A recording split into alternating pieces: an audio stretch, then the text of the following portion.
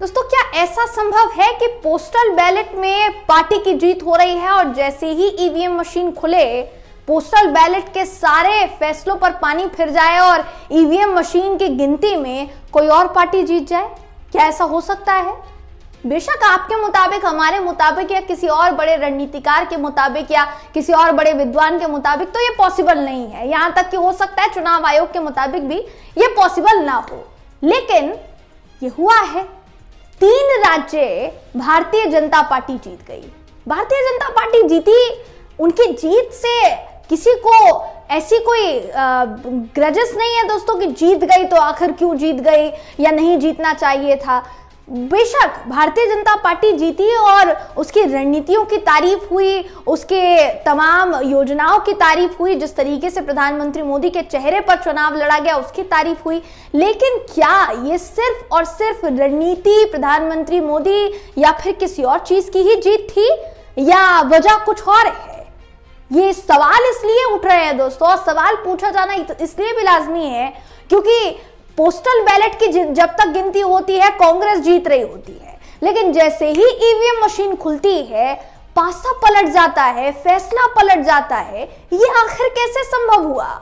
ये सवाल मैंने नहीं पूछा है या हमारा चैनल का ये सवाल नहीं है दोस्तों, ये सवाल है कांग्रेस के दिग्गज नेता दिग्विजय सिंह का। बाकायदा उन्होंने इसको लेकर एक ट्वीट किया है और ट्वीट में उन्होंने कुछ सबूत शेयर किए हैं जो आपके साथ साझा करना बहुत जरूरी है दोस्तों। इसलिए इस खबर में मैं आपको बताऊंगी कि उन्होंने क्या ट्वीट किया है और सवाल क्या उठ रहा है जो कि बहुत गंभीर है। नमस्कार, मेरा नाम है जयंती झा और आप देख रहे हैं देश नीति।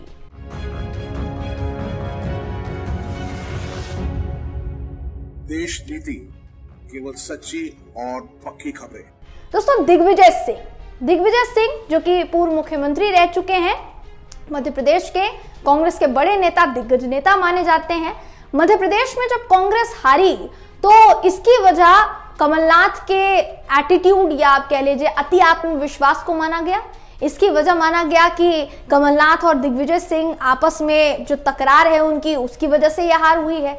इसकी वजह माना गया कि छोटी छोटी पार्टियों को नजरअंदाज किया गया। लेकिन क्या यही सब फैक्टर हैं हार के, या वजह कुछ और भी हो सकती है जिस पर नजर आपकी दौड़ाई नहीं गई है या आपने दौड़ाई नहीं दोस्तों? तो आपको बता देते हैं। दिग्विजय सिंह ने एक ट्वीट किया है, आपकी स्क्रीन पर इस वक्त उनका ट्वीट है और ये बहुत जरूरी ट्वीट है, इसलिए आपको ध्यान से सुनना होगा कि उन्होंने क्या कहा है। दोस्तों, आपकी स्क्रीन पर इस वक्त ट्वीट है। वो लिखते हैं कि पोस्टल बैलेट्स के जरिए कांग्रेस को वोट देने वाले और हम पर भरोसा जताने वाले सभी मतदाताओं का धन्यवाद।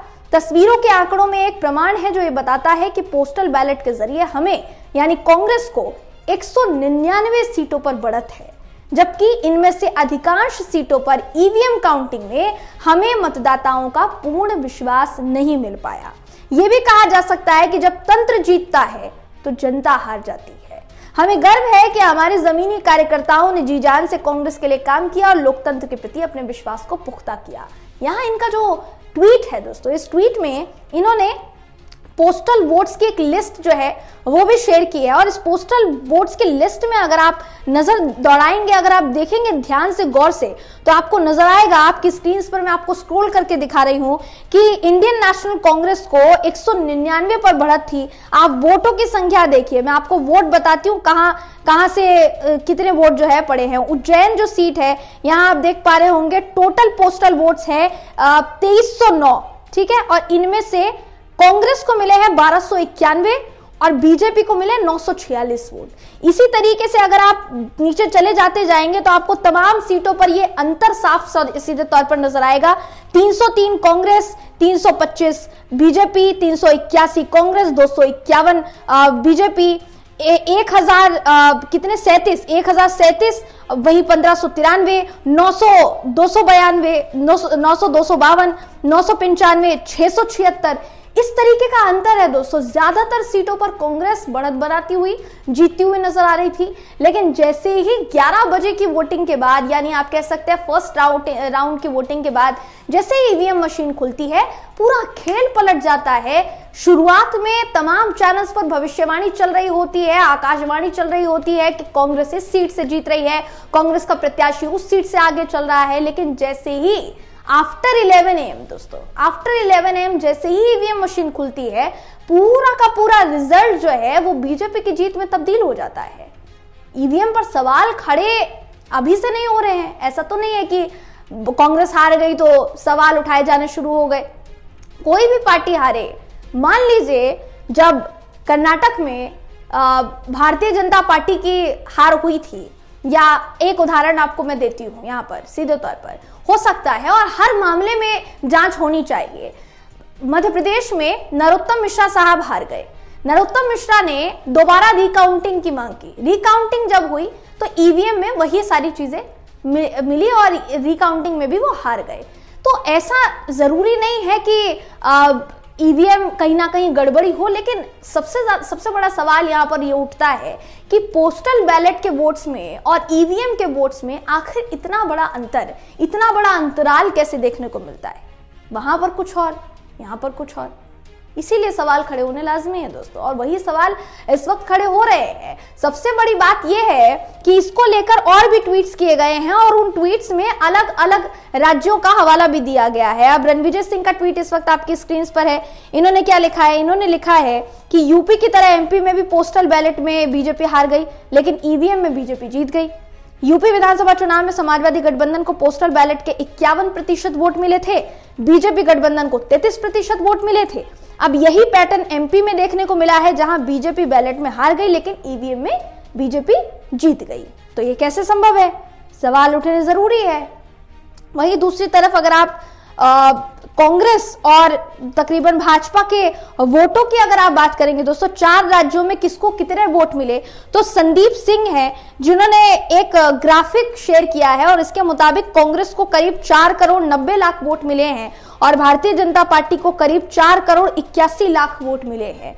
फिर भी बीजेपी इन 4 राज्यों में से 3 राज्य तो कम से कम जीत गई और एक राज्य में मिजोरम में वो अपने गठबंधन की सरकार बनाने का दावा कर रही है। हालांकि वो कितना सच साबित हो पाएगा और कितना नहीं, ये आने वाला वक्त बताएगा, देखने वाली बात होगी दोस्तों।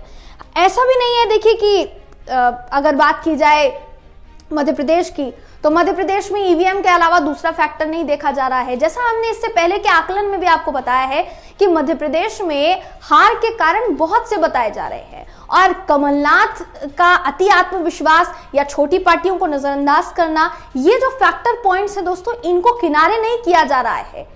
ऐसा नहीं कहा जा रहा है कि ये कारण नहीं है और ईवीएम ही इकलौता कारण हो सकता है, मगर ईवीएम पर भी सवाल खड़े हो रहे हैं और जो कारण इससे पहले हमने आपको बताया उस पर कांग्रेस ने एक्शन लेना शुरू कर दिया है।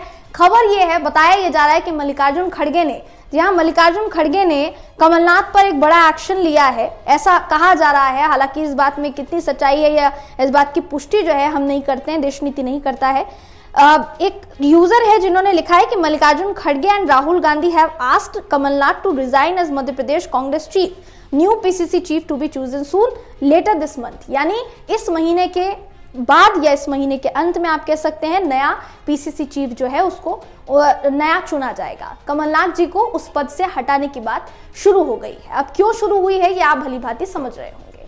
तो एक तरफ वो फैक्टर्स है, जैसा मैंने कहा, दोनों ही फैक्टर्स को नकारा नहीं जा सकता। दिग्विजय सिंह ने जो ट्वीट किया है और दिग्विजय सिंह जो सवाल खड़े कर रहे हैं उस पर नजर दौड़ाई जानी चाहिए, उस पर ध्यान दिया जाना चाहिए दोस्तों। इस पूरी खबर को लेकर आप क्या सोचते हैं, आपकी क्या राय है, कमेंट करके जरूर बताइएगा। वीडियो अगर आपको पसंद आया हो तो वीडियो को लाइक कीजिए, शेयर कीजिए, चैनल को सब्सक्राइब करना बिल्कुल भी ना भूलें। फिर मुलाकात होगी आपसे अगली वीडियो में, तब तक के लिए नमस्कार।